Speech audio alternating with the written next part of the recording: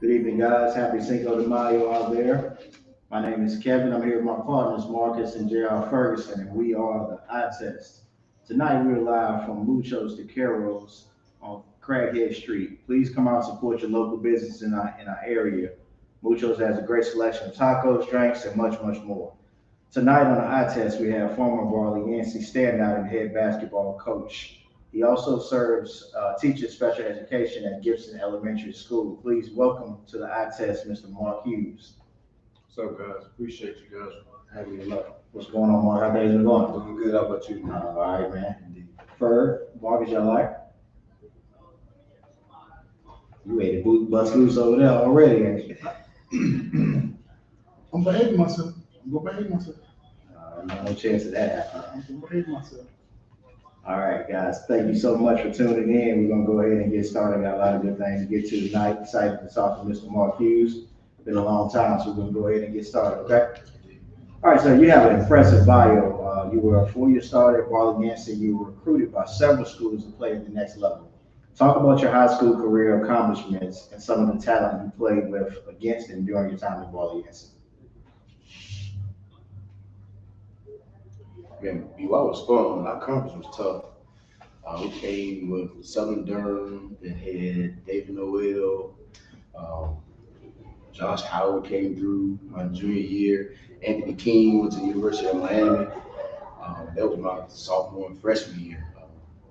Orange High School was tough, but I think my junior and senior year was probably our most outstanding years. We played GW, Halifax. We didn't play Tunstall, so I think we tried our best to get Tunstall on the schedule with my junior and senior. But definitely coming against GW my junior and senior year back to back. We lost to you guys to GW at that house by 4. Then it came to BY, and it was slam, man. I'm talking about standing room only. But they had Jello, they had Ridge McKeither, What year JC was that? Cheney. 05. Oh, 5. Yeah, 05. Yeah, it was pretty big. Halifax played those guys. Also, we played Halifax in middle school too, so we used to those guys. Halifax with Quentin Brown, Craig McCargo, Nathan, that's the assistant coach down there at Halifax. So we played those guys, man. It was fun. I mean, you named off some names right there. I mean, that's BUI was kind of in that hub. There's a lot of good area schools around. You signed a letter of intent to play at Farron College, which would have put you at maybe at some point. I mean, I'm getting my years a little mixed up. I think you were a little bit behind me, but at some point you might have teamed up with me. Right. At some point. And I just want to know what happened to that and discuss the process of how and why you decided to go to Avery. Going to Avery was a long process, to be honest.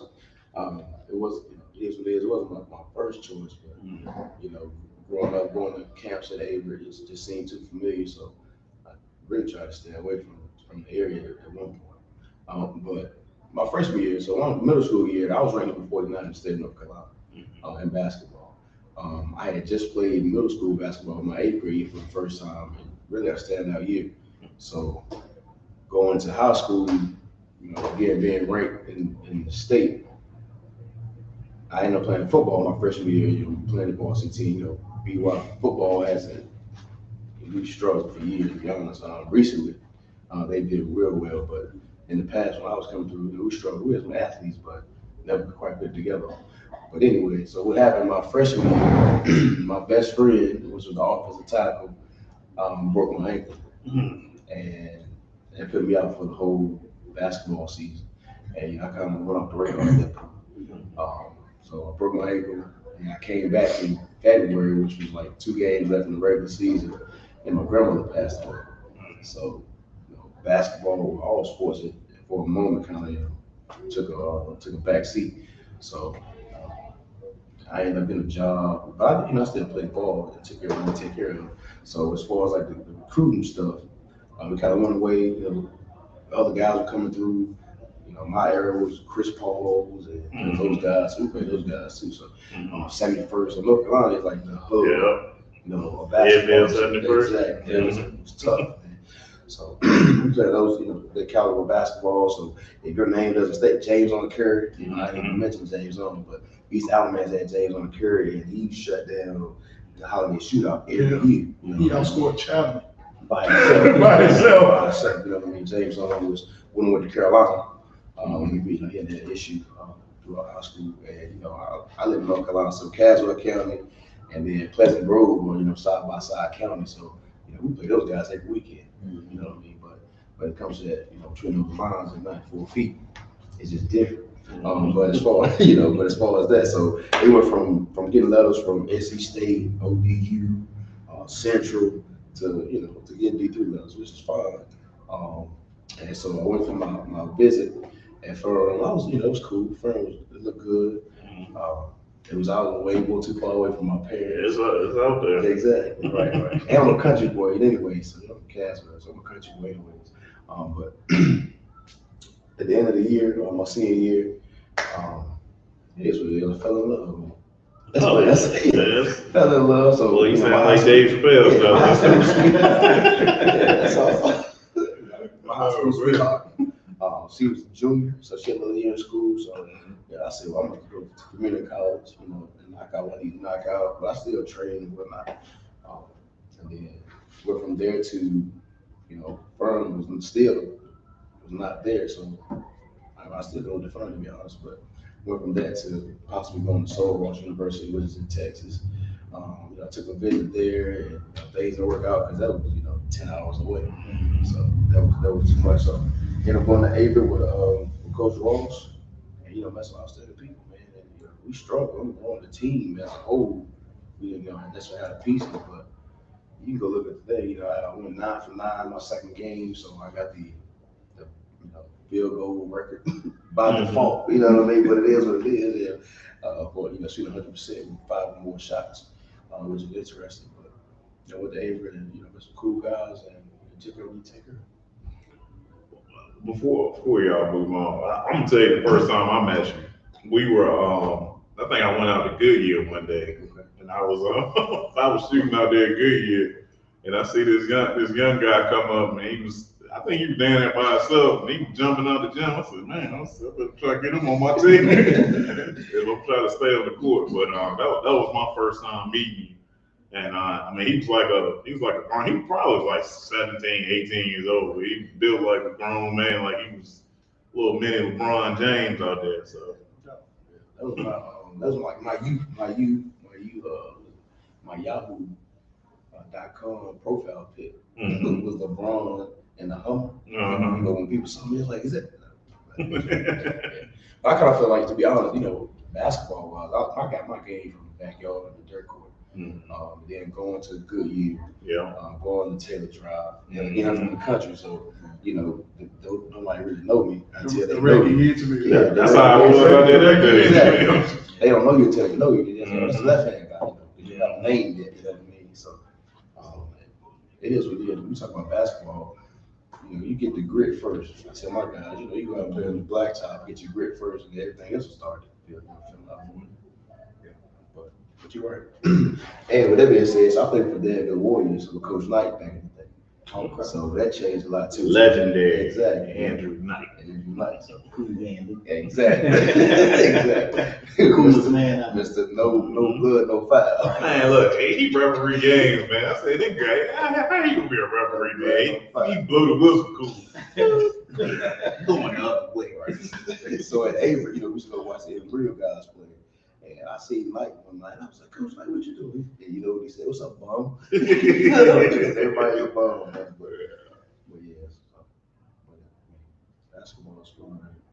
You're right. So we did that good year. Yeah. But I met Lorenzo and a couple other guys out there. Now, I'm glad to have you on because we've been talked about we all we do is GW. We doing almost the history of GW, so it's good to have some North Carolina love. Absolutely. Shout out to my wife from Carolina. You're right. But I was born in Carolina. Nobody cares. Talk about the ascension from head JV coach at BY to the head coach position. Like how did some of that happen? Oh man, it's big. So I said that before I talked about high school basketball. Vincent Crawley, I don't know if I know Vincent Crawley. He coached the Entertainment Nuggets. You see Entertainment Nuggets jersey, that's Vincent Crawley. So honestly, man, Vincent was the first guy to give me a shot at coaching at all. So much credit to give to Coach Knight and Coach Matt, that showed me the game of basketball. But Coach Crawley, Vincent, he gave me my first opportunity to coach basketball. And so, I always had a passion for basketball, whether it be training, playing, or watching the game.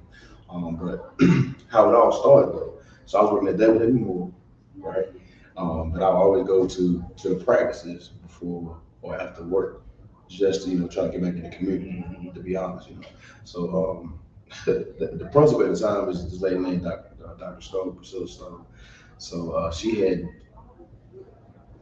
just Coach Mitchell, which actually was my coach. Coach Mitchell had just resigned, so they were looking for a new coach. And the head JV coach was applying for the varsity job. So got mixed up. I don't know how it went down. That's my answer. But anyways, I applied for the JV job. This guy applied for the varsity job.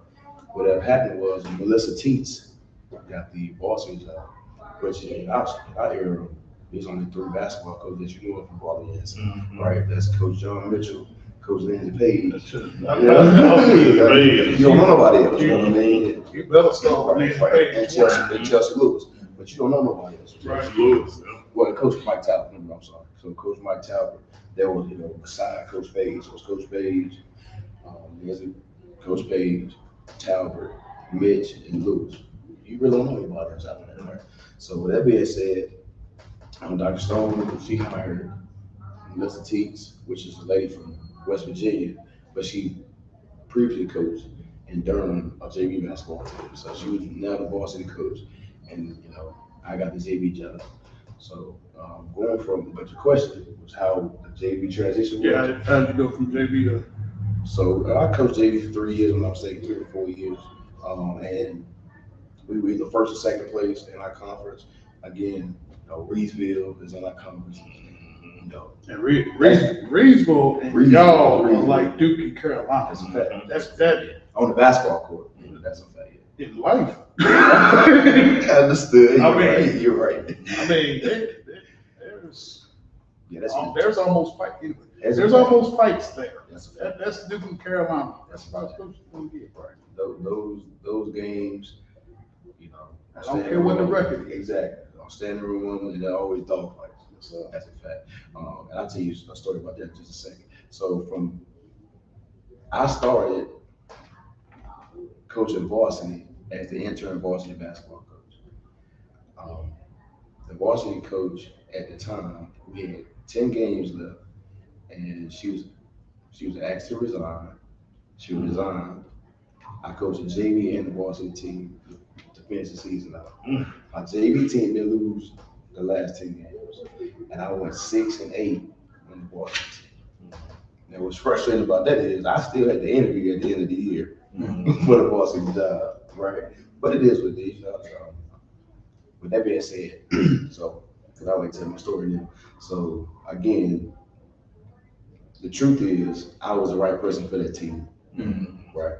And then the following year, the JV team, clearly I was the right person because, we had taken we need to take care of to finish the season out. My guy, because you meet a lot of people in the industry when you coach some basketball, sports. My guy, Mike Williams, West Alabama, he applied for the job because we knew each other, but we weren't like as close as we are now. Like that's my guy, I can text him every day. But he actually got offered the job. And because he knew I was on the panel, he declined the job to make sure that I kept the job. So that was pretty big of him, man. And we went toe to toe for like the next 3 years. Like they won at West Alabama, they come to BY, we win. You know what I mean? Because you just have to figure it out. But he's a heck of a coach, and I respect that man for that to this day. But the speed of the game, to answer your question, the speed of the game of basketball from JV to varsity is like night and day. You know what I mean? Yeah. As a coach on the JV team, I can see 3 or 4 plays ahead, probably 6 on them, 6, 7 plays ahead on JV, because you can almost dictate what's gonna happen, who will do what, the turnover. But at the varsity level, I went from 6 or 7 to like 2 or 3. Mm-hmm. So now, you know, that's where your sweat come in, because now you're trying to figure out. I mean, especially a place like me, because Right. Talk to me. My wife's family, that's Carolina, so that's how I know. I've been to a few BY games, but I've heard stuff. Yeah. When BY is like the only show in town, I mean, I doesn't matter what's going on, I don't care how good, how bad. I mean, my God, the state championship team is like, I mean, it's like every year they do some tribute for the state championship team. Right. That was in '88. Right. I mean, shout out to Lou and Eric Neal and all that. But I mean, they celebrate that every year. And then, like I said, you got like the rivalry with Reeves. But I've seen nothing like that. I think people take state championships for granted, though. I mean, I think it's something that you know, especially living in Danville, you know, they act like GW supposed to win one every year, but that's a whole lot of teams out there that can play. Yeah. And I mean, it's a lot of talent out there in Castle. That's a fact. I mean, I've been over there to the little gym at the Inchville Rec thinking, oh yeah, I'm gonna take these boys out. Oh yeah, me too. Like, That's like anywhere. Like, the best players weren't holding. right. Because, you know, as a coach, you have standards, you have to hold. And it's frustrating because you can't fit those certain kids on the basketball court. And then the game is different. So there are kids that play pickup, and then there are kids that play the game of basketball. You know what I mean? And then you play the game of basketball, you also have to be a student. You know what I mean? So it's frustrating, but you're right, man. You know, in Caswell, right now there's only one outside basketball court, and it's a half court, kind of like over here, Johnson, exactly, right. So you know, those kids that play out there, man. You know, I go out there and chat with them, and be like, you know, come try it, you know, come to the workout. But then when I go to the board and look up their name and academic stuff, you know, because we have standards, they can't come to the gym, you know, and do what we need to do. But there's a process too. So. I mean, because we talked about how Danville has that problem. I mean, Caswell County, they got it worse. And in Caswell, just be honest, there's only one middle school, one high school, and 4 elementary schools. Right. So really, we should get the best of the best in our area, right? But that's, you know, the other truth is we lose kids before they get to the high school to a Reedville, to a Pershing High School, or to a transfer because, you know, whatever the case may be. But you know, it just makes it fun for me because as a coach, I like to develop kids anyways. Half of my teams that we talk about from the JV team where we've only lost 3 games, those were rec kids. They never played middle school basketball, or they went from the rec to JV. You know what I mean? So it's a process. So tell us about your coaching style, your philosophy on both offense and defensive principles. So coaching wise, individual, I'm a relaxed guy, chill. But on the basketball court, you know, on those lines, I'm high intense. I talk a lot. I'm probably screaming, you know what I mean? But I tell my kids, listen to what I say, not how I say it. You know, right? Listen to my words, not how I'm saying it. But as far as philosophy, we want to make the right play on the offensive side, defensive side of the ball. Make the right play, whether that's pitching the ball ahead or pulling out because you're trying to clock manage. Defensively, help or help first. All right, so on ball defense is important. All right, so you can't guard your man for 3 dribbles, then we got an issue. All right, so nobody goes downhill, and then we help. So if I help the ball, then you got to help me. All right, so we're gonna shrink the court and send everything to the sideline or the baseline.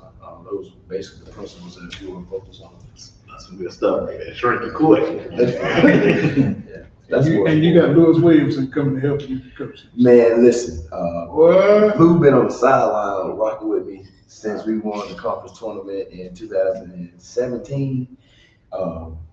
That man got a lot of faith in me, so I respect him. He would come to the games, and you would think he was a coach because he would sit on the. I don't know if y'all, I don't know how we said, but initially, our bleachers and bench were the same. Right. So he would sit on the bottom bleacher with the team, right? And call out everything that needs to be called out, echo what needs to be echoed. But 2018, that's not before COVID, if I'm not mistaken. Yeah, right before COVID. We moved the bleachers back and then put our chairs out. So he still was at that bottom bleacher. You know what I mean? Yeah. And they'll play defense now. now. Yes, sir. Defense is with him, they're gonna play defense now. Defense first. Coaching was like, I want to manipulate the other team anyway. It's a chess match on the basketball court. You know what I mean? So when we're talking about winning, you don't win on the basketball court. You win before the game starts. You know what I mean? So that huddle and what's the other one called now? Crossover. So without those, because you get to really scout now. So it really goes back to your college days where you get to see the team play before you play. And then you can recognize tendencies and stuff, The simple stuff that you see on the court, like every kid goes to that right hand. That's right handed. Right. That's simple. But when you're talking about like, okay, where's the play going? Because it's all about misdirection now. So if I make you think I'm going to the right, and then we shift you to the right, and then the backside of the court is open, make the right play. I can lay up or mid-range jump shot or a three ball. But who's talking about the X's and O's of the game? That's where I feel like my antennas really go up because high school wise, you can manipulate the entire game. The best team doesn't always win in high school. You know what I'm saying? Yeah. It's usually the team the team that plays the hardest, and then the teams that has a head coach that can manipulate what's going on in basketball. So that's the fun part. Even this year, so this past year, like I said, I think we won 2 games this past year, and it is what it is. We didn't get to play last year in the COVID season. We're the only team in our district that didn't get to play basketball. Right. So what happened was I went from having a team full of juniors and seniors the year before COVID to having sophomores playing their freshman year basketball. So I had 9 basketball players, 1 senior that played JV his 10th grade year, and everybody else was a sophomore that freshman basketball. Yeah. So now we're teaching the game of basketball, right? So and then I don't know what happened between now and COVID, but it's almost like if you scream at a kid, it's his whole morale shuts down. Yeah. Right. So I understand that across the board. So that might just not be basketball because I'm a teacher too. So that's not basketball because I mean the way we were all coached. I mean, we got hollered in the face and pushed, cussed out, and everything. It was like, okay. Now it's like if you raise your voice, they shut down. Sensitive, man. They are. It's sensitive. That's why Bob Knight don't coach no more. Those guys locked up. Yeah, that's why Roy left. Roy left too. Now you said you were talking about Vincent Crowley earlier, but who are some of the other coaches locally, nationally that you look up to and take ideas from? Because I know you steal ideas. All coaches steal ideas. So my whole basketball philosophy is based off of Bill Self. I don't know if y'all know that. But Bill Self is my guy, man. Great choice. Yeah, exactly. I'm a big Jayhawks fan. Most people like Jayhawks, but if you think about it, Kansas is where basketball started at, right? So that's where the game started. So, but what got me there, honestly, was Roy Williams too. He had Wayne Simeon and Kurt Heinrich and Nick Collins. Like those 3 guys. Wayne reminded me of myself at the time. You know what I mean? You're a big kid, just stretch guy. Can shoot the mid range. I probably shoot better than Wayne. Just be honest. But Bill Self was my guy. Other guys that influenced me though, from a basketball standpoint, before the college game, Robert Mack. Caswell County knows Robert Mack. Robert Mack was the community father that used basketball, you know, to get kids out the country. You know what I mean? So him teaching the game, so like, you know, going to tournaments as a kid, him teaching the game or riding down the road having a conversation with it was bigger than playing on the court sometimes. You know what I mean? But so Robert, man, Coach Knight, Coach Hughes, which was Knight's assistant. But again, college-wise, my guy Bill, no question. John Thompson, his philosophies are different too. So John, John would have a big man, but he would use a big man as a rim protector and then put a shell around the basketball court. You know what I mean? So the shell, to me, well, I'm not gonna say it came from him, but he would have his 4 guys, elbow, block, and then he would have like a Patrick Ewing going block to block the same as the rim. You know, and if you think about it, it's really the new pack line. It's the same concept. You know what I mean? But it's the same concept. But it's, I mean, so I was at Georgetown. I got you. I got you. School. Yeah, exactly. Right. You find a big man to go to work. I was talking about the Big East. It used to be. The Big East was a monster. It used to be, exactly. Yeah. But yeah, but all coaches, man, I pick it from somebody all the time. But when I go and pull for my teams, what I'm looking for is really just Bill. Just be honest. My guy Bill, he's different. He runs a shell. He runs a prototype pack line. Offensively, he runs a 4-man with his bigs that play a stretch guy. High school wise, you can't have you can, but typically you don't have a position. It should be positionless basketball at the high school level. I say that because most kids, between sophomore and junior year, you don't know how tall they're gonna be. You know, you might know their skill set, but their skill it's more positionless now.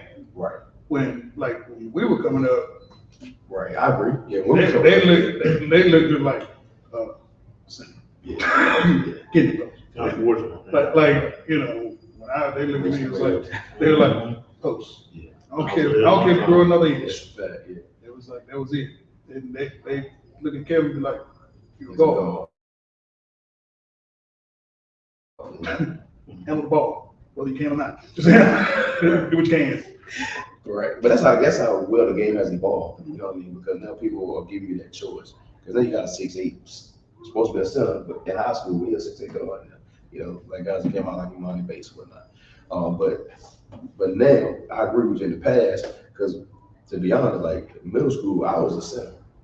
I've been this height since middle school. Like, I didn't grow anymore. You always took your tallest, biggest dude, you were your center. Yeah. But nobody ever had me in a backcourt of nothing. Yeah. It was just like go in post and that's it. And it was frustrating, right? Because you could shoot the jump shot. No, I liked it. I didn't. I would tell you that, man. Coach, I was raised on the old Big East. Right. I loved it. I did not. If I didn't get scratched or blood or something was wrong. Now the banging I didn't mind, but I mean, just being honest, I know I was a finesse guy. Right? You know what I mean? I'm a Tim Duncan off the backboard, fade away, you know what I mean? I'm a shot fake with the devil, his feet, you jump your feet or something, all that. Yeah. Seen all that. That's a fact. What was the question being talked to? What constitutes a successful season for your team? That's a good question. I mean, because you talk about your team only winning 2 games last year, but sometimes you can't measure a team's success of wins and losses. So what constitutes a successful season? Right, because at some point you're gonna win the others you're gonna lose. So I agree. So it's not the wins and losses. It is the wins and losses, but it's the category of wins and losses. Mm-hmm. So this past year, what made us a better team by the end of the season was, we understood the speed of the game. Mm-hmm. You know what I mean? So now that's a win because now you're like, okay, middle school ball, I could trot down the court. Mm-hmm. This is varsity basketball. You got like 4.7 seconds to get the ball across court, and there's no shot clock. So now you got. Well, you had like 9 cats basically playing their first year of varsity. Exactly right. First year of high school basketball. Cats. And so from middle school to varsity is like a 2-level jump. what I mean? But we're talking about, when it comes to winning or a successful season, um, again, just small victories. The maturity, that's a small victory. Uh, Turnovers. So if you start the season off with averaging 12, 15 turnovers, and by the end of the season, you're like under double digits. Right, that's a Yeah, win. that's a win. You know what I mean? You're doing better now. Understanding the pace of the game is a win. Because I think pace of the game kind of dictates who you are. So if a team can understand their pace and then not let other teams take them off their pace, you're gonna win the ball game most of the time. And then be able to play fast and slow.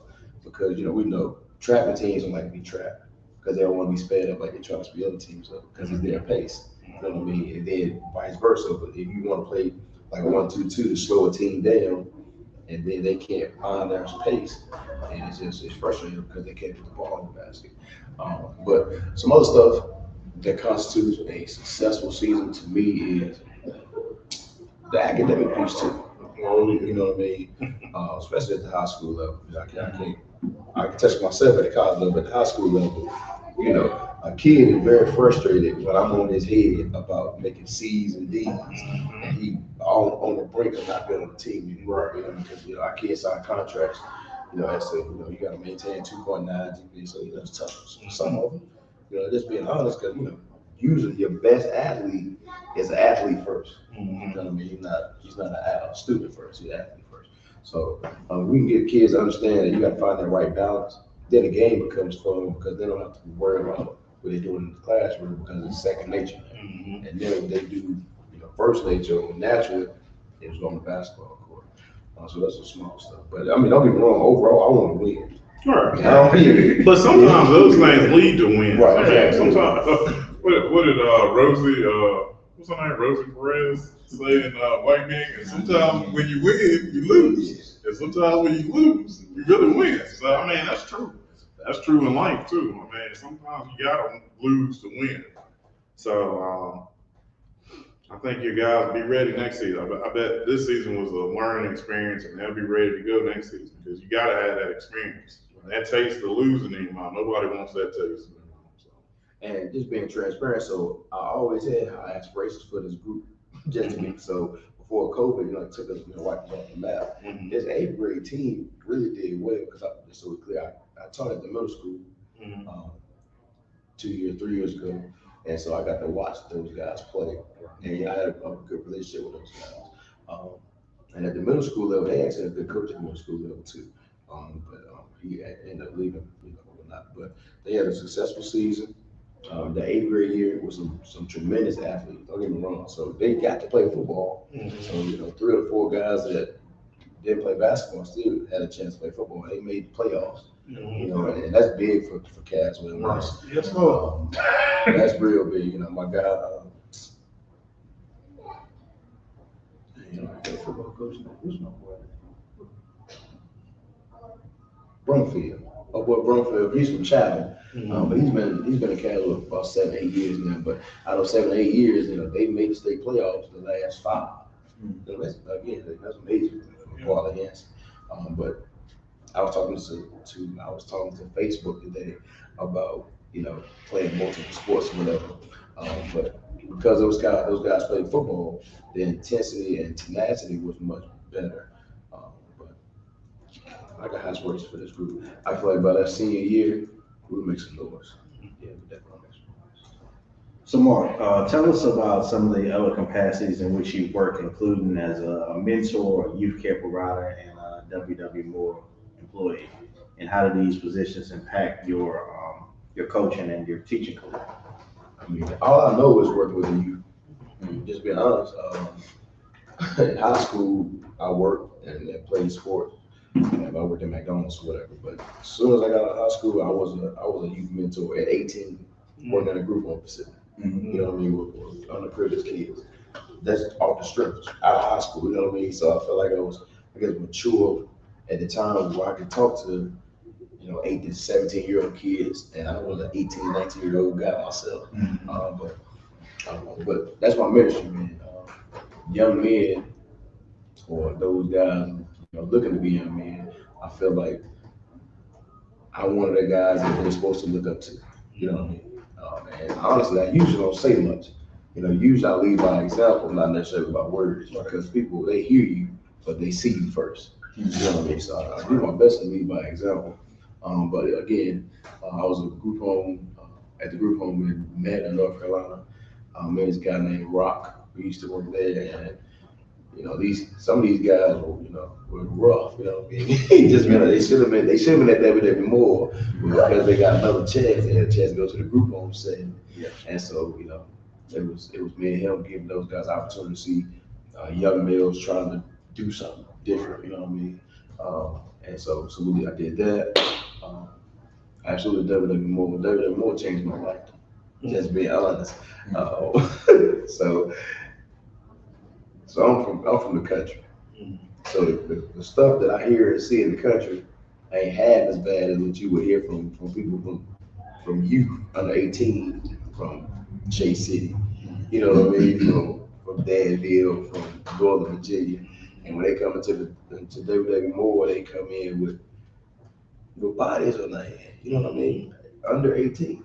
You know, I can even fathom that at the time. You know, but when you talk to the guy, he sound like a regular kid. You know what I mean? So in your mind, you're like, how could this kid at this young age, take somebody's life and then act like nothing ever happened? You know, there's no remorse. Yeah. You know what I mean? So, but I mean, that helped me with just being able to understand that, I guess, people have those triggers that change their mindset.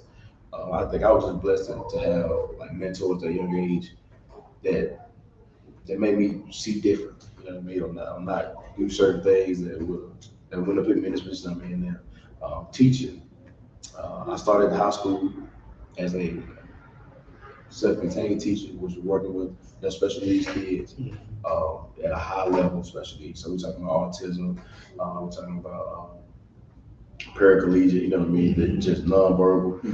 So I did that, and That's tough. right, that humbled me too. You know what I mean? So that definitely humbled me, especially at the high school level. We dealing with a kid that can't talk, he's in a wheelchair, but you see this kid every day smiling. You know what I mean? Like he got a joyful look on his face. So you got to respect life at this point. You know what I mean? So but I did that, and that was interesting for me. Make it hard for you to feel like complaining about some of the things you might have been going through. Exactly right. So, but yeah, you just like my ministry. I feel like that's what I'm here to do, whether in any capacity, whether it's training with sports or listening to a kid. Even now, and I'm at the elementary school in Gibson. I can't fathom some of the stuff they did with. Like, I thought I had it bad growing up. I did. You know what I mean? Compared to some kids The stuff that happens in elementary school now didn't happen to us until high school. Exactly. Or college. Listen, I got a story to tell. This is about my son, right? And y'all see him, right? He's 8. That's my guy. You know what I mean? Like, it's for real. You know what I mean? Boy, we had a camera looking at him right This is my dude, man. So he had a substitute on Thursday. Academically, don't get me wrong. He's a straight A student and he's a good athlete. Don't get me wrong. I do want to put that out there. So I don't guys think he's terrible, but he is a straight A student and he's an athlete. So I respect him for that. However, all right, so he's very. I'm nervous. He like right over my shoulder. and I can't see him. He's very. And I know he's looking right through me, straight to you. Go ahead. He's very opinionated. You know, making my eyes on me the whole show. Right. I wish he had a microphone. Yeah, give me a mic. Right. But he is very opinionated. You know what I mean? You want to take this over right quick? Because he said, "Ooh, boy, listen to you. Go ahead. I'm taking the bullet for you. Go ahead." Yeah, he's a quick study, honestly. You know what I mean? At his age, he's a quick study. So, Class Dojo, shout out to Class Dojo. As an educator, Class Dojo is that piece where we can communicate with the parents without having to make a phone call. So like texting, you know what I mean? And a parent will respond to a Class Dojo before they want a phone call. Right. So you can call them, they won't pick up the phone, but you can send them a message. Okay, you know what I mean? Or that'll work. You know what I mean? So you can set up something, and it is what it is. But so Thursday he had a substitute, right? The teacher said the substitute sent a message saying that he was talking too much in class that day. Right. So we all know, let's be honest, when we had a substitute, oh, it was party time, right? You know, we're not doing work no more. Substitute come in, you know what I mean? So I looked at the class dojo. I was like, hey, my son named me. I said, Nate, what happened at school? He was like, nothing. It was a regular day. We had a sub though. Right. Okay. Yeah. All right. So okay, cool. All right. So Friday, we move on to Friday, right? So Friday, I'm like, so didn't I have to school? He's like, no. He's like, I probably was talking too much with the sub. Right. So we had a conversation. I said, hey man, when a sub come in, respect the sub like a teacher. I'm an educator, you know what I mean? So I got certain things I gotta say, certain things he should know about. Right. So the weekend go by, we go to a basketball tournament. You take care of business at the basketball tournament, whatever. This happened Sunday. We go to trade. We go to the baseball diamond and work on some stuff. Right. Monday comes, I drop him off at school. I'm at work. Drop him off at school. I'm at work. I don't teach in this district. We go to school together. But I'm at work. I get a text message from his mom. She was like, "Did you sign this note?" And I said, "Sign a note?" I didn't sign a note. Why you asking me that? So I get a text. I get the video, not the video, the picture, and it's him writing, "I apologize for talking too much. I'll do better next time. Thank you for such and such and such and such." Right. That's simple. That's what usually happens, right? Corporate is not corporate punishment, but we get the students to remind themselves of what they did by writing it down. 3 levels of education to learn visual, audio, hands-on. Anyways, so the next picture, yeah, you gotta laugh. You hear that? The next picture. I'm scared to look over there. The next picture that's sent to my phone is my initials, not my initials, my signature. I hadn't forwarded my parents' signature. I was in high school. Right. You know what I mean? Yeah, get it done, man.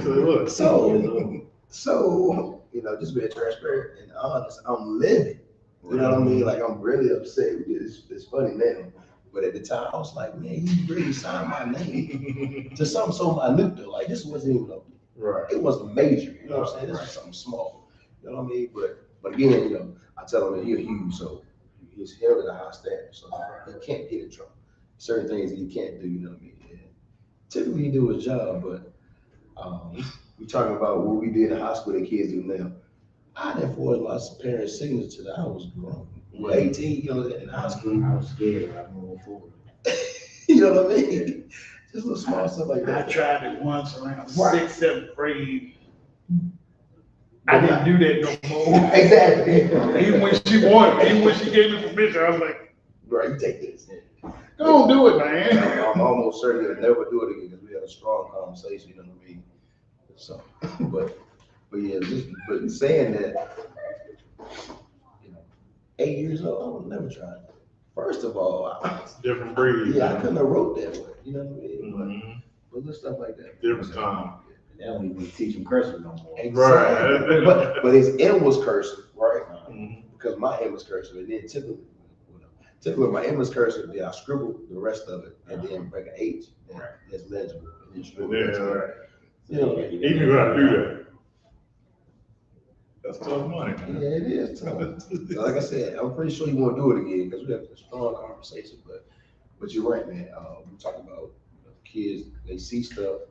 They expose them more now than they were. That's just the answer. With TikTok and other social media sites, you can't hide it. Yeah, even if you try to, you can't hide it. So do your best to show them. Well, I got a question for all of y'all, I guess. For those of you who don't know, those of you that are watching, this is Teacher Appreciation Week, and we would like to say thank you to all educators. I'm sure we all can think of a teacher or a coach or somebody that's impacted our lives. So before we leave, before we end this podcast, if you're listening, I want you to share, comment, a teacher that has impacted your life, or a teacher that may have changed your life, or a coach, and we're just gonna go around and we'll start with Marcus and let him give us a teacher or coach or somebody that impacted his life in honor of Teacher Appreciation Week? Oh, that's easy. Tommy Payne. Tommy Payne. He is the reason I am probably a basketball junkie because, shout out coach. Growing up in Ringo, I mean, his house was Madison Square Garden. I mean, he had the court in the backyard. I mean, That's where it came. yeah, buddy, that's where it came. I mean, 9 o'clock, hot as hell. We out there hooping, then it's playing football, and you know, he was the one that kind of talked my mom into making me play. And I mean, like I said, he believed because I mean, I was like, straight up, big fat kid. I mean, I was bigger than all other kids, but I was a big kid. And I mean, like I said, he put the love in the game between him and my grandfather. That's probably why I'm like a basketball junkie today. I mean, no doubt. And I mean, just the stuff that I learned from him. I mean, he was a quiet dude. He never really said a whole lot, man. When he got mad, it wasn't pretty. But but when he got mad at you, there was a reason. It won't no just hollering to hear myself holler. It was like, yo, hit it correct. Mm-hmm. And, I mean, he's number one in my book. All right. Well, I got two. And one is academic, and one is the basketball piece, right? So I know you heard me mention earlier Robert Mack. So Robert Mack is famous for me. You know, I'm in my backyard. He's famous as a kid. Yeah, right. Yeah. So I'm in my front yard playing on the dirt court by myself. And there's a Mercedes pull up. He's like, all right, boy, right? And goes in the house, talks to my grandmother. He comes out, he's like, I see them all. Right? Mm-hmm. So he's that guy with the big house, basketball court in the backyard, you know what I mean? And we weren't playing basketball at the high school, training and stuff. We were at his house washing cars, breaking leaves in the cow, doing man stuff, you know what I mean? And that guy, I mean, it's just what it is. To this day, my mentor, he's the reason that, you know, basketball is a part of it, honestly. So now, academically, my 6th grade history teacher, Jonathan Fernandez. So Mac picked me up about 5th grade, and at 5th grade, I was a chunky kid. Stout, you know what I mean? I wasn't cool. It is what it is. I'm a late bloomer to this day. But so by 6th grade, I lost some weight because I'm playing basketball. You know, people know who I am, the small stuff like that. And Mr. Fernandez told me that I won Teacher of the Year in Caswell, and I actually made sure that I honored that man.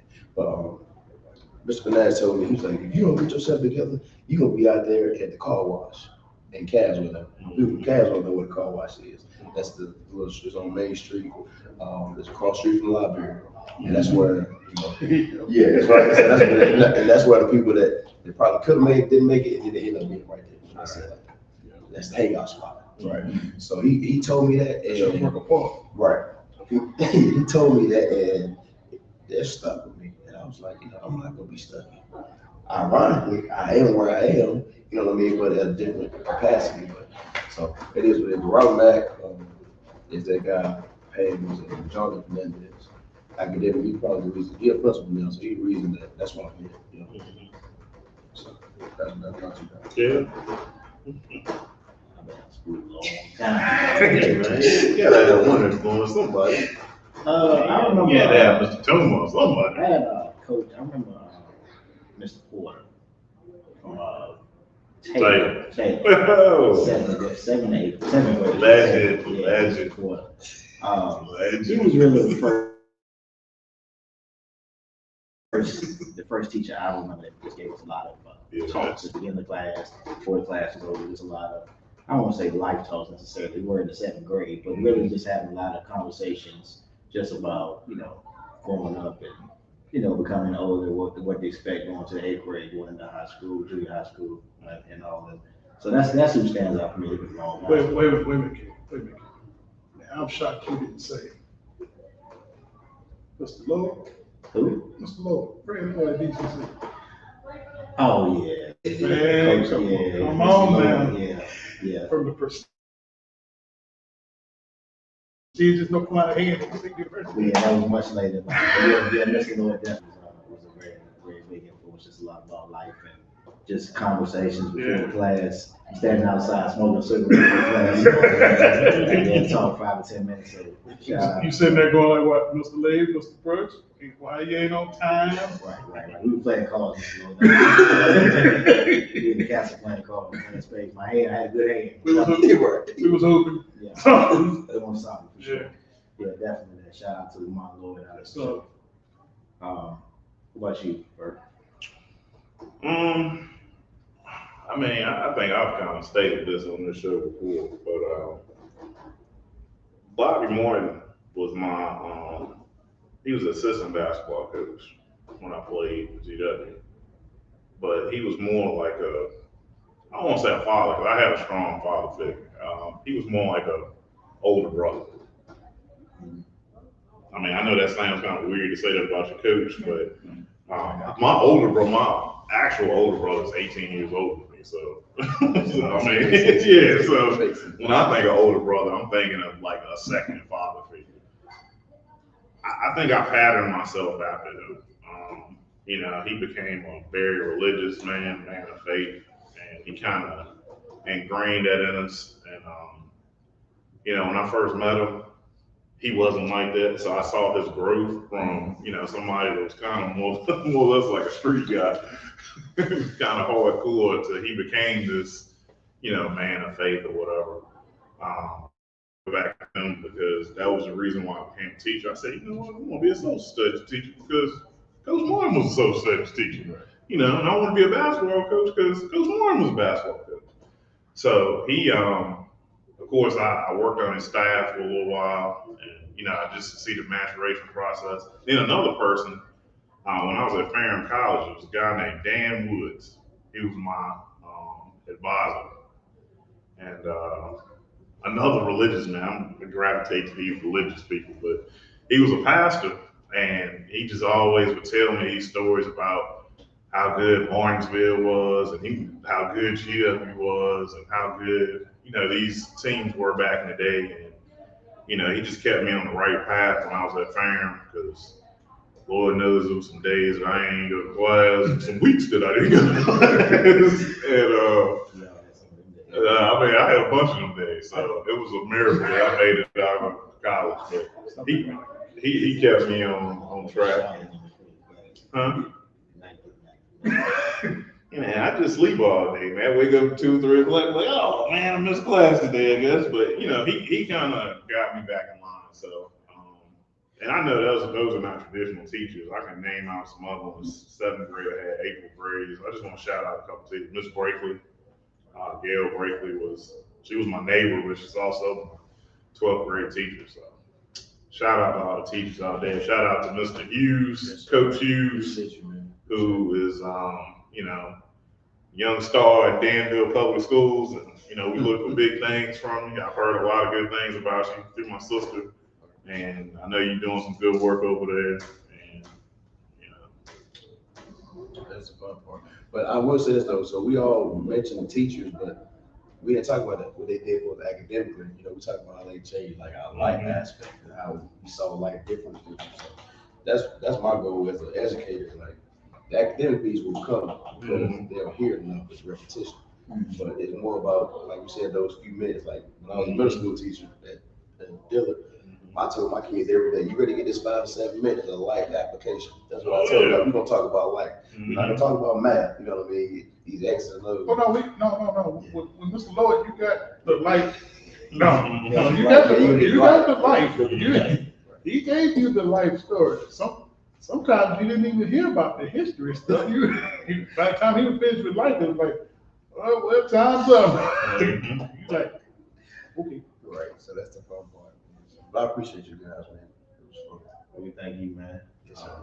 Appreciate that coming on and talking with us, man. We're gonna move on and talk about a little basketball real quick. Yes, We're gonna start off with Mr. Brooks' default Phoenix Suns have taken a commanding 2-0 lead over the Dallas Mavericks. Look at my man back there. Even he. Despite monster games from Luka Doncic, what does Dallas need to do to get back into the series? Mr. Brooks, we'll start with you since that's your default team. I mean, unless Dinwiddie, Jalen Brunson, Bullock, and the rest of those guys step up, this bad boy ends by Monday. It's gonna be a sweep. Gentlemen, sweep. No, it's gonna be a sweep. It's gone. We're done. I mean, look, hey, Brunson ain't showed up. Dinwiddie ain't showed up. Luke, now. And they can't show up with Doncic got the ball in his hand all the time. Hey, Doncic's got to do a better job of getting them the ball, because when he's coming off them screens, he's being met by nice long arms and athletes. And it's his job to get the ball. It's too much James. He's doing too much James Harden in his prime, holding on to the ball. I mean, like I said, Too much Chris Paul in his prime. That's what he used to do. Stop being disrespectful.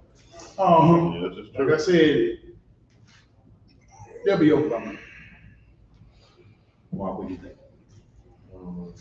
Some of the Phoenix and Dallas series. I feel like Phoenix will win the series, but Dallas will win a game or two. Simply because it's a series, so you're gonna make adjustments in between the games. You know what I mean? The last game, they made Luka play defense. That's really where it boiled down. They made play defense. So now He's got to score 40, and then he's got to play. they got to play defense, right? So now they figured out Yes. exactly because he was out gas in the second half. Like, you know what I mean? He scored the ball, but he didn't play defense in the second half because he didn't have enough hits. But now, so does your coaching staff make the adjustment? You know what I mean? Like, he goes on. Why not? You know what I mean? Stretch his zone out. We know that he's a guy that shoots the basketball, but at the same time, we're looking at the field goal percentages. Chris getting to the elbow and having a field day. You know what I mean? So we make those adjustments. It's probably been 4-2, 6 games. But, Mr. Curtis. I mean, I agree with that. I mean, they'll win 1 or 2 games. I mean, nobody really cares about this series right here. Phoenix is just, they're doing what they're supposed to do. They won 2 games at home. That's why I said series don't start till the home team lose. All right, they won 2 games at home. And to me, Doncic, I don't know how to say his name. It always rolls off my tongue wrong. He plays. Dude is 6'8", 6'9". If you don't get down there, say if he would go down in the mid post, everything they do is from the top of the key. Him trying to work, and drive and do all this step back. He's actually making it easy. And that's easy to guard because the defense is spacing you, so they ready to help whenever you make your move. I mean, it's just easy to guard. You go down there, and if he goes down there in that mid post, it's the same thing I say about Kevin Durant. They all want to drive from the top of the key and make these plays. That's easy for the defense to guard. If you go down in that post and make the defense commit, then you getting your teammates open shots. But the way he's playing right now, you're going to hit some and you're going to make some, but you're taking your teammates out the game. So when it's time for them to make a shot, they're out of sync. So. And we got to talk about Chris has to hit. Oh, Chris Paul? Oh, yeah. He man. Let me look at my hamstring. He's known for going down at game 5. Yeah, he due for a hamstring. I wish that man the best. I do too. Man, it's just fact. That's what I say. That's what I say to Brooks every week. He relying on a 59-year-old point guard to get him a championship. I mean, get out of here, man. There's too many variables in that team. Too many variables. All right, so the Miami Heat 2-0 against the 76ers, and Embiid is probably for game 3. Actually, I just saw that he probably out for game 3. So he's out for game 3. Okay, so you think the 76ers can turn the series around, going back to Philly? Mark, what you think? Man, it hurt me. I just seen that when we was talking. I thought it was a better series and beat them. Because we're talking about a big guy with his back to the basket that can facilitate. It changes everything. You know what I mean? But when I am on the court, he said prime James Harden, the ball sticks in his hand. Then they have two guards because they got my guy Maxey. That's ball dominant, you know what I mean? And James ball dominant. And my boy, you know, it's a struggle right now. I'm just looking at him. Every time you say Maxie, I want him to look up. My boy Tobias, man, you know, just so we clear, I'm a Harden fan. Like I'm a legit Rockets fan. Because you know the history with them, the Houston Rockets. But you know, James Harden, and I took a liking to him because he left-handed. But when they changed the rules of the game, it took his game over. Yeah, it's over. Yeah, it's really like. But this might be that sweep we talking about. Without Embiid, you know, I don't know. What you think that they on? Oh, this mess is over by Monday. The Heat, what? Game 3 is what? Friday, that means Sunday, by Monday they chip. Get a week off. You think Doc's job is in jeopardy? If you ask me, I think See, getting warm feeling it. It's hot. I think it's warm. I think now if he had lost to Toronto, he's gone. I think he's got the I didn't have Joel Embiid excuse. That's his excuse. Which will keep him another year. But no, this bad boy is over come Monday. But Sunday night. not a bad coach. Not a bad coach. Nah, I don't think he's bad. He's not bad, but they made him one of the 15 greatest coaches of all time. I know you think Monty Williams is one of the 15 greatest coaches of all time, right? I take him over Donovan. He ain't lost no 3-1 leads. Carry on. Jump in on that first. Oh man. For once, I agree with Brooks. It's probably over by the weekend. Oh, they have nice Mother's Day, Cinco de Mayo, Teacher Appreciation Week, all that. Matter of fact, it should be over by game 3. They should just not even play the fourth game. James Harden gonna fake an injury somewhere between game 3 and game 4 again. Yeah, right. Because he probably hamstring too. He's right. Pull up lane. But you know what? James Harden don't care. He's like, man, I'm making $40, $50 million. Don't matter. Yeah. He better lock into the extension. We'll talk about that later. So Dylan Brooks was suspended for game 3 versus the Warriors, and for the flagrant foul on Gary Payton Just touching. Jr. How do you guys feel about that foul? Do you think it was a flagrant too? Do you think it was intentional? Mark? I think it was a playoff basketball play. Foul. Yeah, they wasn't bad because you know he tried to catch himself instead of rolling. Yeah. I believe that athletes don't fall. The athletes stay on their feet. That's my answer for all things. Athlete. But yeah, he tried to catch himself instead of rolling. But I don't think it was a flagrant too. But the game is different now, so it's different. I would say this though. I think the intent of the league was to speed the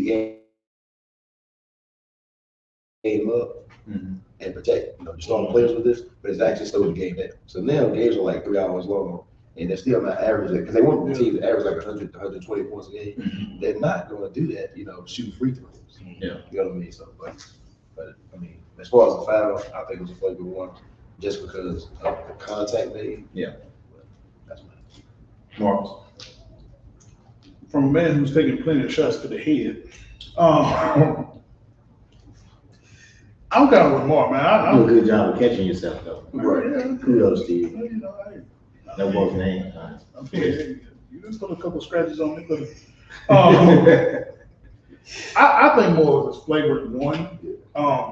Because when you look at him, he was trying to come and block the shot like this, which, I mean, to a certain degree, that was a mistake. He shouldn't have come like that.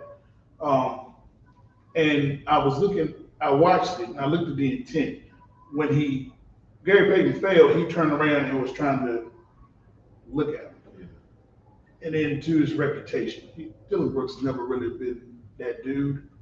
But I think because the league has get, for lack of a better term, soft,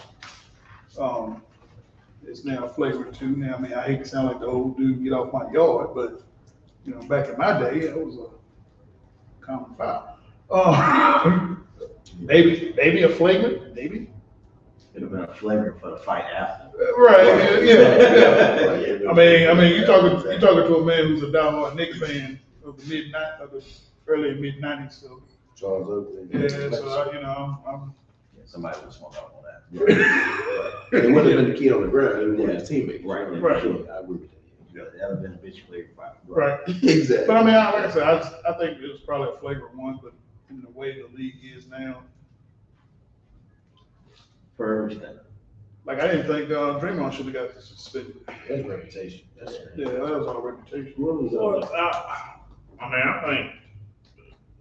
I think it was a flavor too, according to the rules, the way they're written. Now, we can argue about the way the rules are written, which I think that's stupid. That's the stupid thing. Like, it's almost like you can't contest anything going to, somebody was going to the basket. We used to have a rule, no layups, no dunks. I mean, you don't get layups. Yes.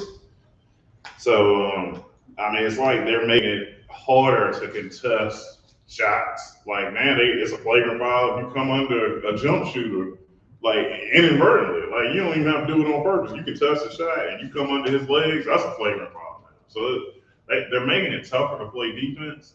So these guys that are defensive specialists, it makes their job that much tougher. So do I think it was a flagrant two according to the league rules? Yeah. Should he be suspended? I just think it was an unfortunate play. I think people get caught up in the emotions of the game. That's just it. It's just an unfortunate play. Dude got hurt. He suspended never because he got hurt. Yeah. He's already been suspended one. And as much as I love Steve Kerr and the Warriors, they were campaigning for him to get suspended, which I didn't like that. I didn't like the fact that they were out saying, this is a dirty play. Yeah, he should He be out. did the same thing as with long as Gary Payton seconds out. He did the same thing with Marcus Smart when Marcus Smart went under Curry, Right. which that was definitely a basketball play. I mean, either you won't get on the board yeah. or you get clipped. I mean, that's just what it is. So I don't like crying like that. I mean, yeah, he got hurt, and Golden State got a good enough team that that shouldn't even matter.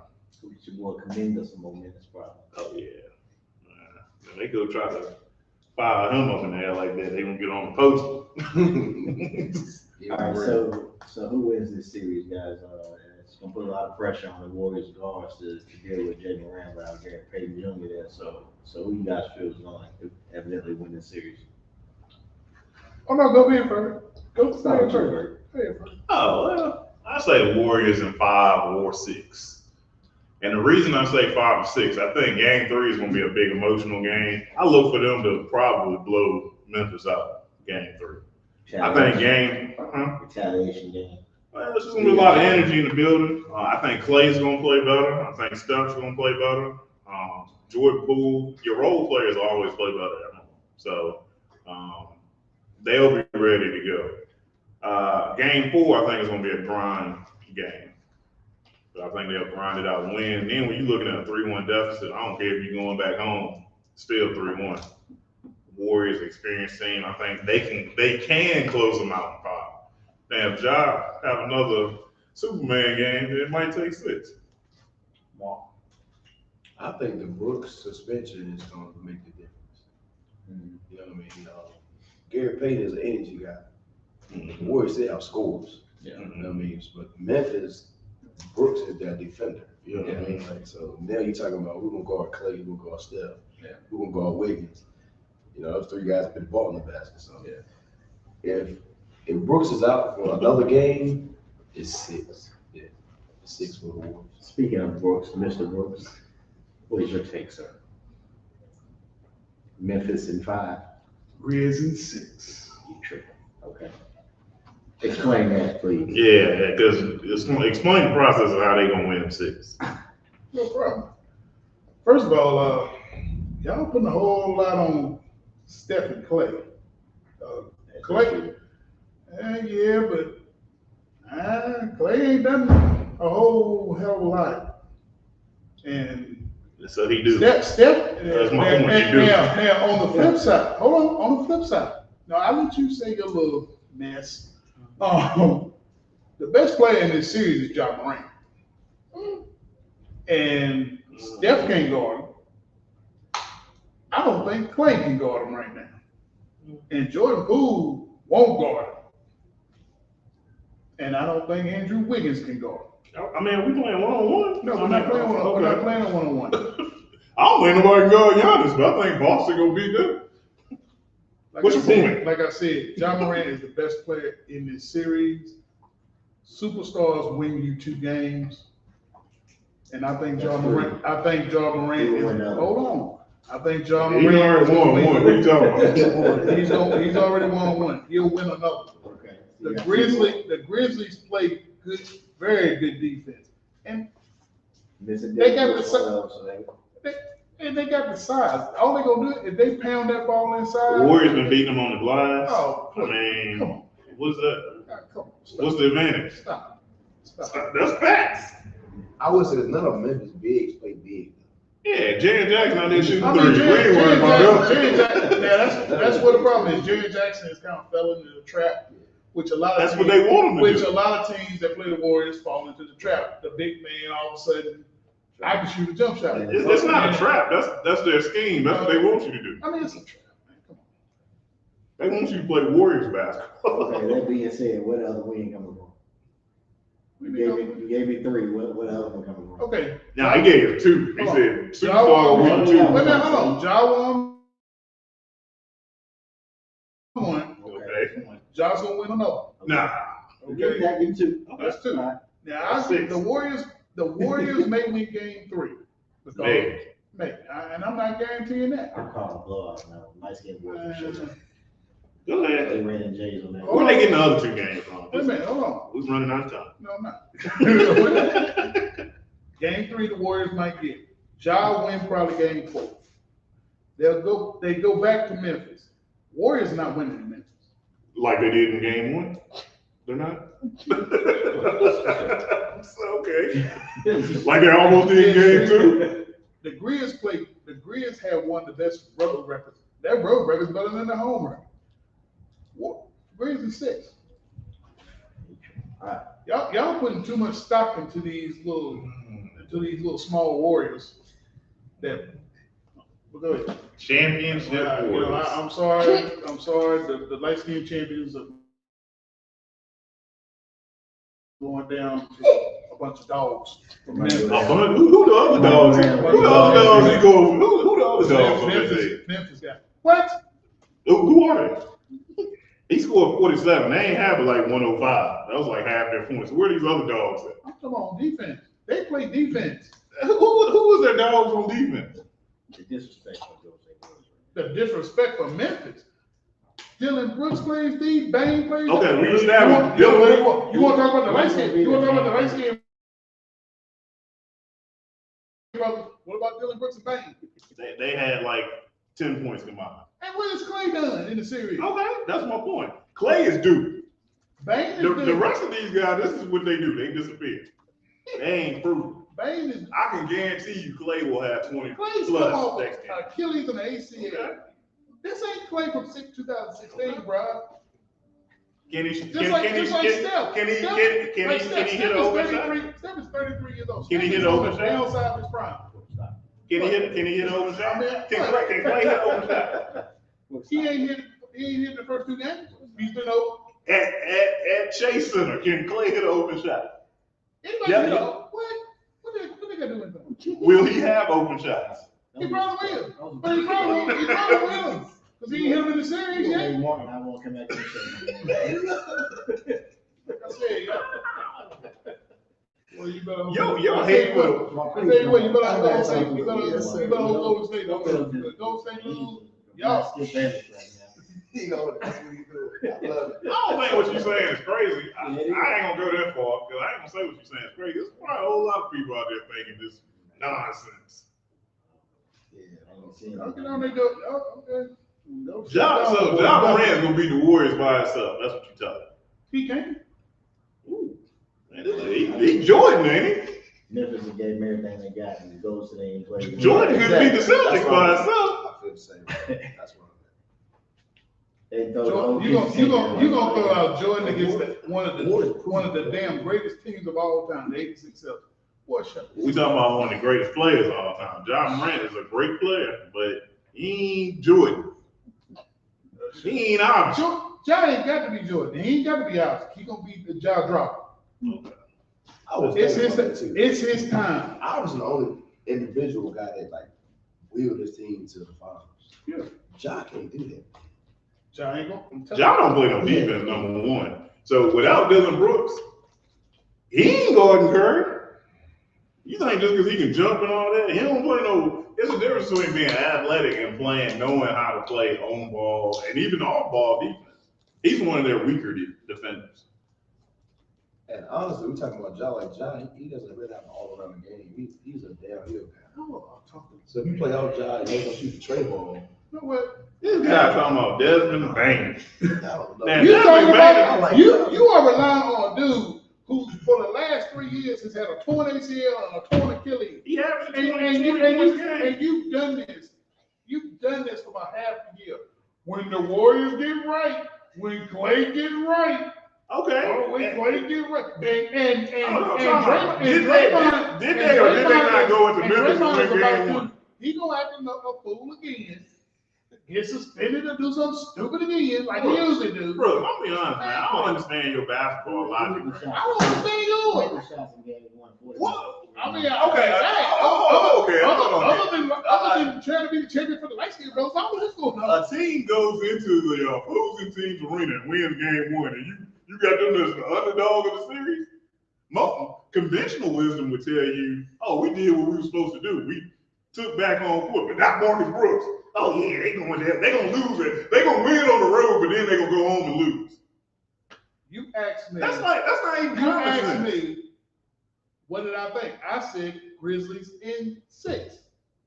That means the Grizzlies are going to win one game in Oakland. Well, San Francisco. If they win one game in Oakland, it goes they back. got a split. Okay. So then they're gonna win another game 6 in Oakland. They got They rid ain't of win 2 in Oakland. They can do it. You know what? Next time. I'm gonna be honest with you. The NBA ain't gonna let that happen. Don't even put it on No, the NBA is not gonna let that happen. All right. You better hope for your sake they don't. I mean, I don't care. Man. Boston tied up the series against Milwaukee with an impressive game 2 victory. I never heard such a What does Boston need to win in Milwaukee with playing home court advantage? Mark. Man, listen, this is the best series, honestly. Like this Boston and Milwaukee series is fun. One, you got 2 good coaches, and then 2 is like well, not necessarily they rush the life, but my boy Antetokounmpo and what's the guard name? What's the big boy name? Drew Holiday. Boston. Oh, Jason Tatum. Jason Tatum. Like those 2 guys, I love them. Man. So Well, if you go with Brooks' philosophy, Milwaukee doesn't have a chance. I love Boston in 6. Nah, I'm just saying. I mean, Milwaukee won game 1. They lost game 2. Yeah. They going home, so they probably gonna lose both of those games. I mean, Vegas odds, they're gonna lose those games because home court doesn't matter, of course. it's a chance. I mean, what you gonna talk about Boston, Milwaukee? You probably ain't watched the damn game. I did. Look, You're too busy watching Clay and Steph. They probably don't even know what's going on with that's Boston. why they call this the eye test, because I actually do watch the game. That's how I You ain't know watched that them Golden with Golden State State. is You ain't gonna watched beat them with them. Golden State. That's all. Well, that's what I do. You didn't want to watch them Lakers. Yeah. So I guess you just became a Golden State Warrior fan. I've been a Steph fan. I've always been a Steph fan, but I mean, I just got basketball IQ, man. I mean, it's just common What do you think common of the Boston knowledge. Milwaukee series? Boston in 6. No, I originally said Boston in 7. I said this was going to be a 7-game series. It's a 7-game series. So Boston gonna go into And I also They gonna win at home. said, because we had this on video, I also said it was a toss-up. I was giving Boston a slight edge because one, Middleton is hurt, and Boston's defense can key in on Giannis. Smart. You need that. So that's the only reason. That's the only reason I gave Boston a little edge. But I mean, I could see Milwaukee beating them too. I think what the Bucks need to do is actually put Drew Holiday more at the top and let him become more of the playmaker instead of trying to make Giannis be the playmaker. Put Giannis in the dunker position. That way, when Drew gets to the pick and roll, he gets there. Giannis should be getting plenty of dunks because you still got Brook Lopez who's popping, that can pick and pop. I mean, that's what I think because I watch other games. Yeah, honestly, look, that makes a lot more sense. That's logical. But he just said the scheme was logical. But that Warriors and Memphis, He didn't have no scheme for that. Yeah. He ain't got That's no- all motion thing. It is just running off. that makes sense. I'm Ain't no- okay ain't with no that. scheme for that. That's Ja Morant. That makes sense. Ja Morant. Well, I got schemes for the Warriors. You know what? John Morant may go for 50 the next game. We talk about Boston and Milwaukee. See, that's what I'm saying. You can't talk about Memphis. I can talk about Boston and Milwaukee. I said Boston in 7 from the get-go. I think originally I might have said Milwaukee, but after seeing Boston a little bit more in that first round, I just felt like they can win that series. Boston can send more people than Memphis. You know, I mean, they did 10 different defenders. Boston might have the best team right now. Overall. But Smart still out Yeah, there. He make a deal. they might be better than the Warriors and the Suns. Boston. Yeah. All right. Woo! Lord. Oh, go ahead. Look, see, I don't listen to the analysts. That's why this is why this is the eye test. Because I can watch the game and make my own opinion. I don't need to hear nobody else talk about it. The NBA would have you believe that Phoenix is the best team, but I know better. All right, we're gonna leave it right there, guys. You a front runner. We know that. Got a little man laughing at you, boys. I love it. He is a front runner. Look. If Milwaukee was the best team right now, he'd be like, yeah, ain't nobody beat him. No, ain't nobody beat him. Yeah. Ooh, boy. I'm stuck with the same team all year through good and bad. Who number one team in the East? The number one,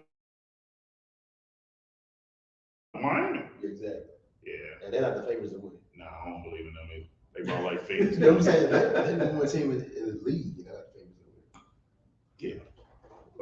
Oh, you believe Miami? You believe in Miami now? Hell no. Okay, so that's my thing. So why do you believe so much in Phoenix? To me, they did the same exact team. They got a bunch of role players. If you trying to put off a superstar, you talking about some Mikael Bridges, like he a bucket. I gotta take the headphone. You comparing Phoenix to my. Are you on drugs? You think Phoenix? You You think need Milwaukee? to get- You think You Phoenix need to is take that? a piss test. You think You have Miami? lost your mind. Hold on. Let me get something straight.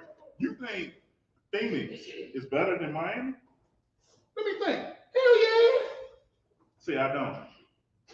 I think if Phoenix played Miami, Miami would beat. What?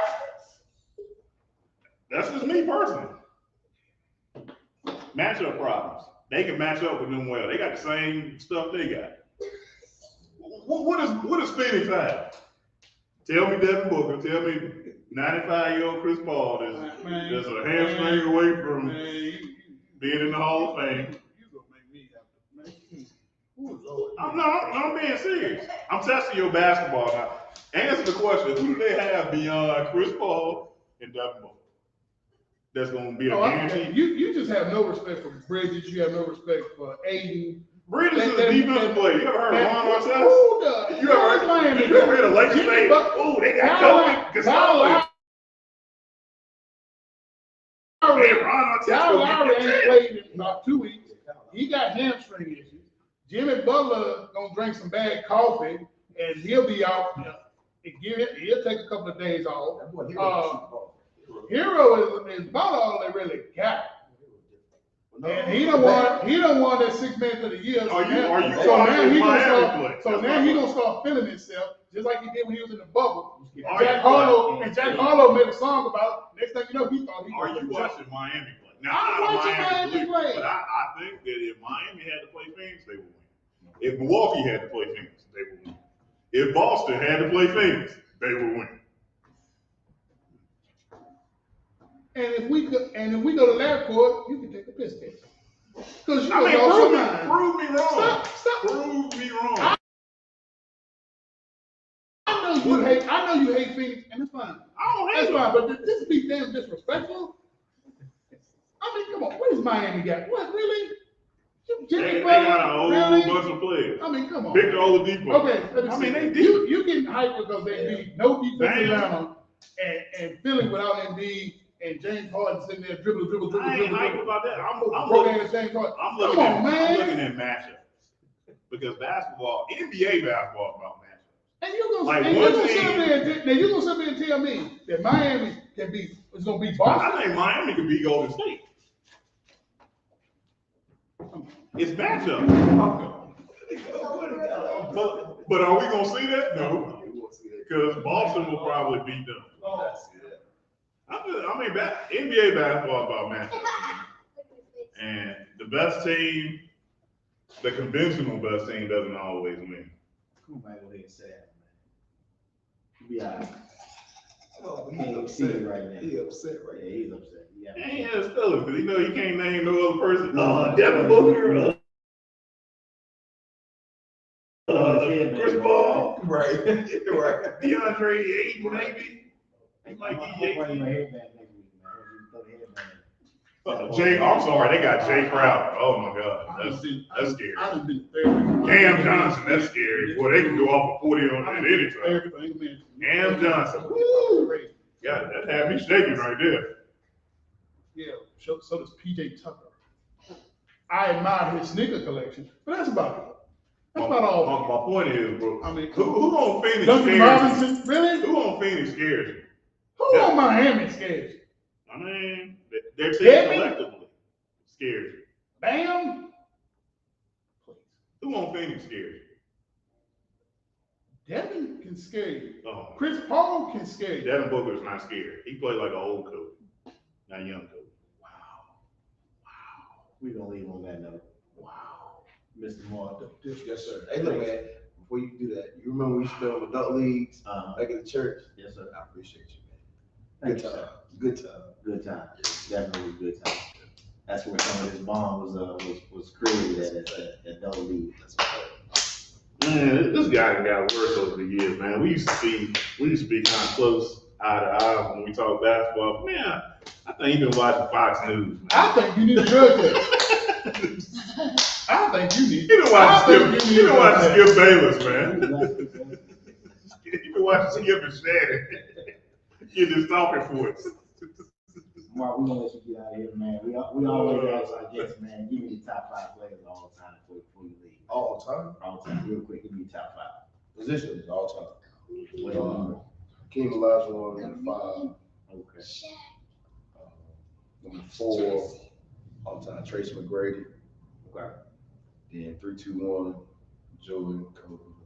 Oh, You forgot 5. Smart man. 5. Who did you say number 5? Hakeem Olajuwon. Okay. You know what I like about his list? Nah. You know what? Winning time gave me another respect. A different respect for Kareem, man. Yeah, Kareem climbed up there on my list. But you know what I like about his list? I didn't know the Spencer Haywood story was so I know. tragic. Oh yeah. These were all people he saw play. Oh, we gonna hate on my Wilt joint. Oh, I knew it was something. There it is. I knew it was something. This man over here talking about Wilt Chamberlain. They ain't even have TVs back then when he was playing. He opened up a sign. Open up the NBA record book. Scored 100 tonight. Open up the NBA record book. Ain't even no winning. Oh, I did play with Kansas. Yes, sir. Yes, sir. We're playing with Kansas. Mark, thank you so much for coming. I'm just appreciate it. I love this deal. We wish you much success with your basketball program and life and everything that you got going on. You want to accomplish, sir. We appreciate you so much for coming on. Shout out to the young man standing over here, man. Stop signing them papers, man. Right. It don't get no better. It only get worse from there. Look, did you hear him saying his list? Yeah, let him give his list real quick, because he was over there naming some players. Yeah, come on over here. What's your list, man? We got Come on, top 5 come basketball. on. I heard him say Jordan, Curry. Come on. Nothing wrong with that. Jordan, Curry. Who you got? Come on over here. Because I like to see a young student of the game. You said Kawhi. What'd you say? Oh, don't be shy now. Go ahead. Jordan, Kobe, Kareem, Shaq, and Magic Johnson. Ooh. Fine young man. Fine young man. Sure is. That's a good list. Fine, young I ain't mad at that list. Okay. You been watching a lot of Marks on stuff. Yeah, the archive. Man, you been watching some winning time too. No, Keep I'm watching. Oh, you gonna get me tell what? you, He give me what? He playing 2K. That's what he get his list from. He get the all-time teams and try to beat me in 2K. Okay, all right. That's what's up. Well, thank you so much again, man, for coming on, man. We're gonna get out of here. Marcus, JR, anything else? Man, You I done? don't know. I'm being next week. Cause he ain't gonna be here if they lose no, this game. I tell you what. Look, Let them look. Grizzlies. Hold on, Facebook. Look, game 1. I gotta tell this story. Game 1, this man texted me in the middle of the game. I'm also Grizzlies. Look, Anything else from the rest of the night? nah. Right. When the game was over, I said, Warriors. Never got a text back, a response, or F you, or none of that. Just nothing. I was gonna put the F you, but my wife was telling me to be nice. Oh, man. I had a few choice with them. We're gonna see what you say after Warriors blow them out next week. All right, when the Warriors lose, you gonna hear from me too. You gonna miss the next game again. I'll be here early. Anything's possible. Might probably be here by myself doing it. You might. That's all right. That's fine. All right, we're gonna get out of here, guys. Thank you so much for tuning in. We'll see you guys next week.